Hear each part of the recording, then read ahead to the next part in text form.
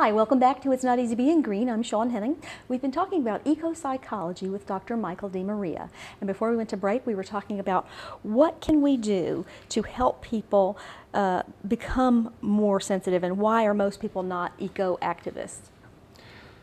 We live in a culture that's perpetuated the big lie, and the big lie is that we are not only separate from nature, but somehow superior to nature, and nature is here for our use. And that has had dramatic... And that's more of the being lord over everything rather than being good stewards. Exactly. And also being connected in a vital way, and realize that nature itself has wisdom to impart. In many traditions, particularly native tradition, but you find it particularly in Taoism, parts of Hinduism, and it's there implicitly in all the great religions. But we live in a culture that has really forgotten our first teacher.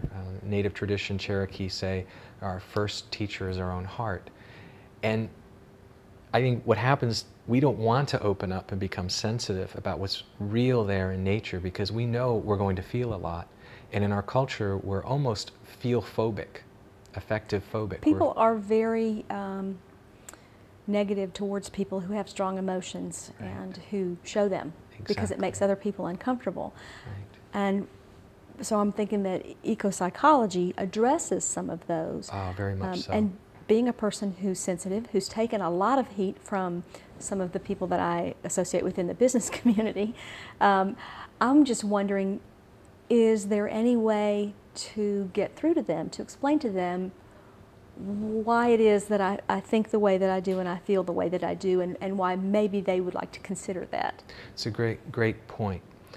And that's why, especially doing the Vision Quest work, one thing that's changed me is that, as opposed to trying to argue people into environmentalism, for me, which will never ever work. Doesn't work. Mm-mm. But one soul at a time, one heart at a time, opening them when somebody's immersed in great deep beauty of nature, things happen. And when that occurs, or somebody has this experience like this woman at the waterfall, they're changed forever.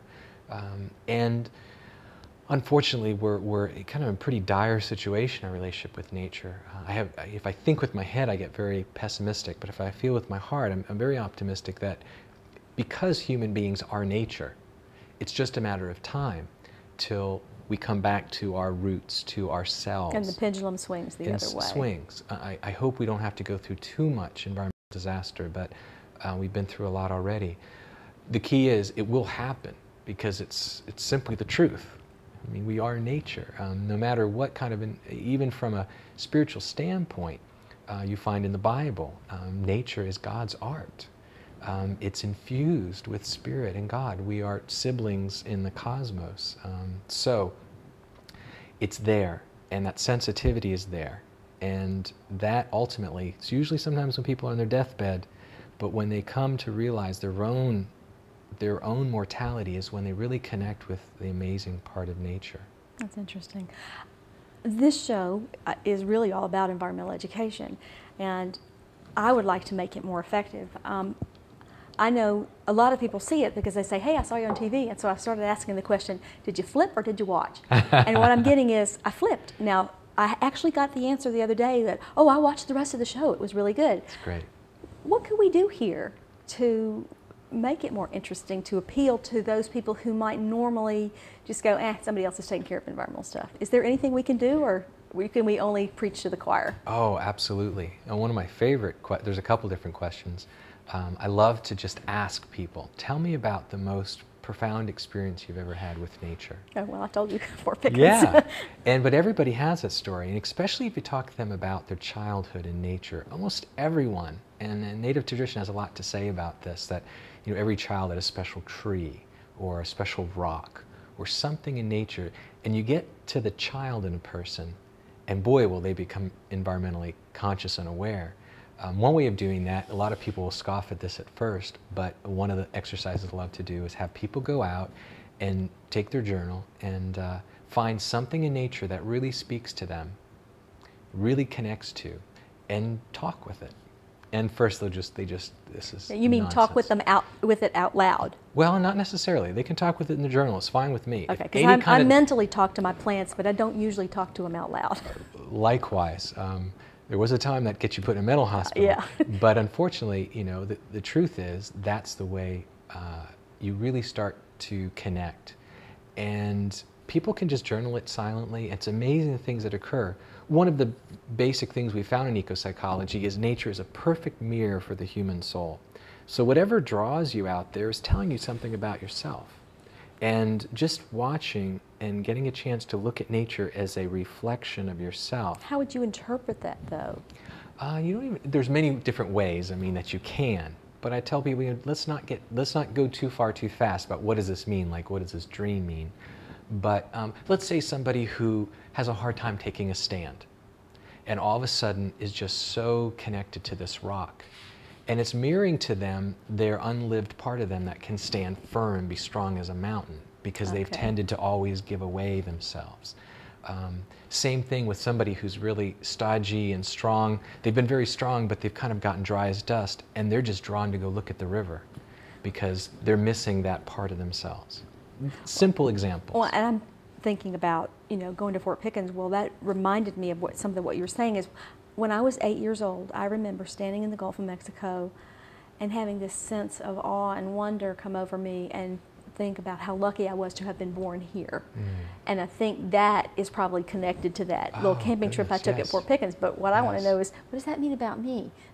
Right. Well, one thing is that you were connecting with a deep part of yourself, the child that was born next to water and the connection you have to water. And in some ways, some traditions would say that, connection to water is part of the imprinting of your soul. Which is why I married an Aquarius? Yeah, probably so. I wouldn't doubt it. There's a story in Ever Flowing On about my connection to this maple tree growing up. I still, when I go to Wilton, Connecticut, I go visit that tree. And I can't explain the emotion I have to that tree. A lot of native traditions, one of the things they used to do would be they plant the placenta with a tree when that child is born. And that child will have a strong connection to that tree. And before they're allowed to get married, they have to have learned to have a good relationship to that tree, which sounds kind of funny, but you spend like 2 or 3 years as a teenager, whenever you're angry or upset, you go talk to that tree and you work it out with that tree. And if you have that good relationship with that tree, they say it's the best preparation for having a relationship or marriage last. And having been married 22 years... Yeah, but you'd have to marry the strong, silent guy for that to work. That's right. Sorry. No, that's a good point. So the neat thing is nature is there for us in a much greater way than for lumber and for other things.